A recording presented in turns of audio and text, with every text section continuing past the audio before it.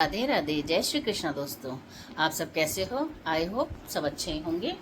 और जैसा कि आपको पता है, तीज आने वाली है, 7 तारीख की तीज है।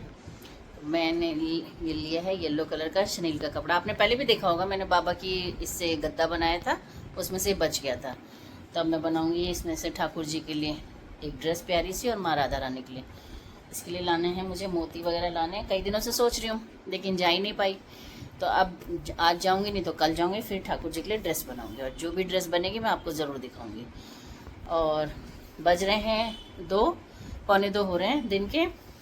और कुछ काम था अकाउंट्स का जो मैं कर रही थी, लेकिन ये काम मुझे बीच में ही छोड़ना पड़ा। एक्चुअली आज सुबह कई न्यूज़ सुनी देखी तो बड़ा मन विचलित हो गया कि हमारे समाज को क्या होता जा रहा है।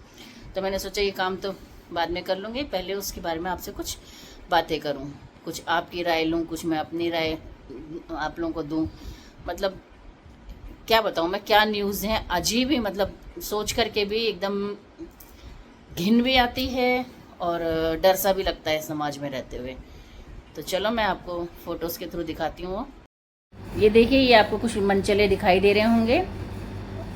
ये जो सारा किस्सा है लखनऊ का है, उसी लखनऊ का जो अपनी तहजीब के लिए जाना जाता है। हुआ ये है कि बारिश बहुत तेज़ हुई, जिसके कारण जो सड़कें थी वो समुद्र में तब्दील हो गई और इन लड़कों को मौज मस्ती सूझ रही है। इतने में अचानक ही 2 यूपीएससी एस्पिरेंट वहाँ से अपनी बाइक पे जा रहे होते हैं अपने घर के लिए। तो लड़की को देखकर इनको पता नहीं क्या इनके अंदर का वहशीपन जाग जाता है। पहले तो वो उनकी बाइक पे पानी उन पे डालते हैं, जिसके कारण उनकी जो बाइक है वो अनबैलेंस हो जाती है। फिर एक जना जो है उसकी बाइक को पीछे से खींचता है, जिसके कारण वो लड़का लड़की उस बाइक से गिर जाते हैं। और उनमें से किसी ने उस लड़की के साथ बदतमीजी करने की कोशिश करी। आगे आप खुद ही सुन लीजिए, वो जो लड़का है वो आपको खुद बताएगा उसके साथ क्या हुआ। हम लाइब्रेरी में पढ़ते हैं जी, यूपीएससी एस्पिरेंट हैं। तो हमारी फ्रेंड जो थी ऑटो में जा रही थी, ऑटो वाले ने मना किया कि मैडम उस साइड हम नहीं जा सकते, पानी बहुत है। ओके, ठीक है। तो वहां पे उसने हमको देखा, जी, हमको कहा उस पार मुझे छोड़ दो, मैं चली जाऊंगी। ओके। तो मैंने कहा चलो मैं घर ही छोड़ देता हूँ, उस पार क्या होता है। जी जी जी बहुत ही गंदे तरीके से पानी फेंका, गाड़ी की चाबी हमारी बंद कर दी। जी गाड़ी चल रही थी, पीछे से खींच रहे थे। जी गाड़ी गिर जाने के बाद उसमें से एक लड़का था, बैड टच किया, जी जो कि अभी तक पकड़ा नहीं गया है। हम चाहते हैं उसको जरूर पकड़ा जाए। जी वहां से ऑफिसर्स तक गए हैं, लेकिन उन्होंने एक्शन नहीं लिया। जी मैंने 1090 पे कॉल करवाया अपनी फ्रेंड से। जी। तो जैसा कि आपने सुना, वो लड़का बता रहा है कि किसी ने भी उसकी मदद नहीं करी। लेकिन धन्य हैं हमारे योगी जी, योगी आदित्यनाथ जी, जिन्होंने इस पर तुरंत कार्रवाई करते हुए अपराधियों को तत्काल कार्रवाई करी और उनको पकड़ा, सलाखों के पीछे किया। ये हैं वो 2 दरिंदे, अभी कुछ फरार हैं। और ये हैं वो पुलिस अधिकारी जिनको सस्पेंड किया गया है इनकी लापरवाही के कारण। अब दूसरा केस, ये है दूसरा केस अयोध्या के ग्रामीण इलाके का, जहाँ पर ये जो आदमी आप देख रहे हैं मोइन खान, इसने अपने नौकर राजू के साथ मिलकर एक 12 साल की लड़की को बहला फुसलाकर उसके साथ रेप किया, गैंग रेप किया। और एक बार नहीं, उसने कई बार किया, और इतनी छोटी सी उम्र में उसको वो गर्भवती हो गई। इस पर भी तत्काल कार्रवाई करते हुए योगी आदित्यनाथ जी ने सबसे पहले तो इसके साम्राज्य को नष्ट किया। ये आप देख रहे होंगे, इसकी नाम की एक बेकरी चलती थी जो अवैध जिसमें निर्माण हो रखा था, उसको ज़मीन दोज किया।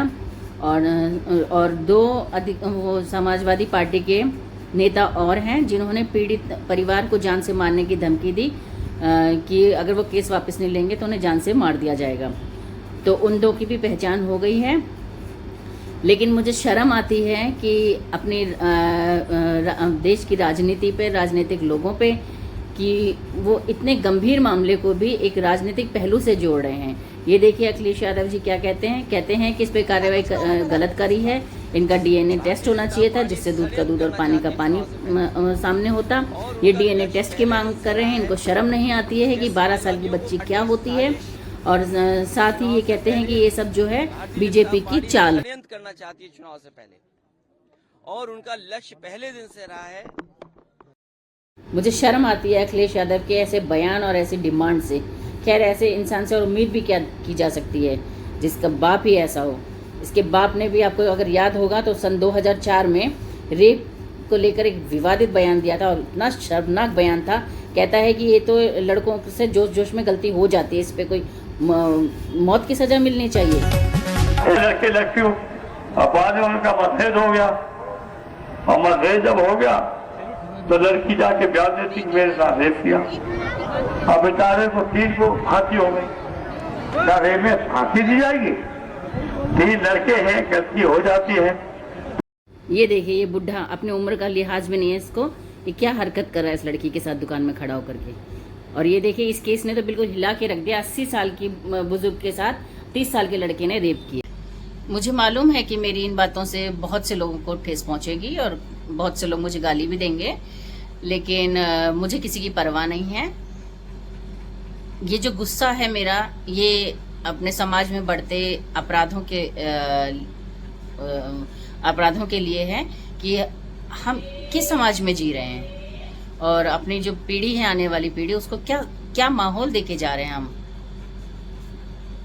क्या मानसिकता होती जा रही है आजकल लोगों में।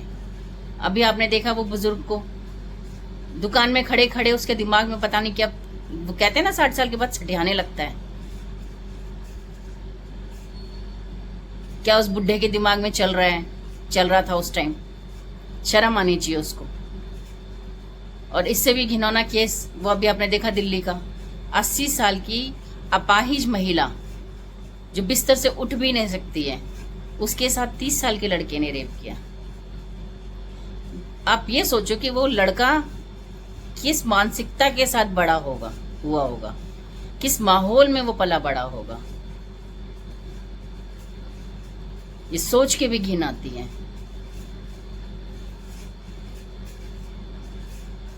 क्या उसके दिमाग में चल रहा होगा उस टाइम? उसको बिल्कुल भी शर्म नहीं आई। हम ये माहौल देना चाहते हैं अपने आने वाली पीढ़ी को।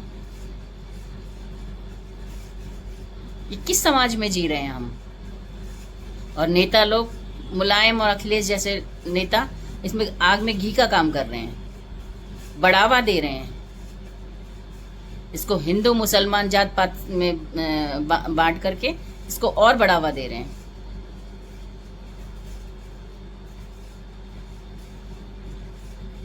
अब इससे आगे मैं क्या बोलूं?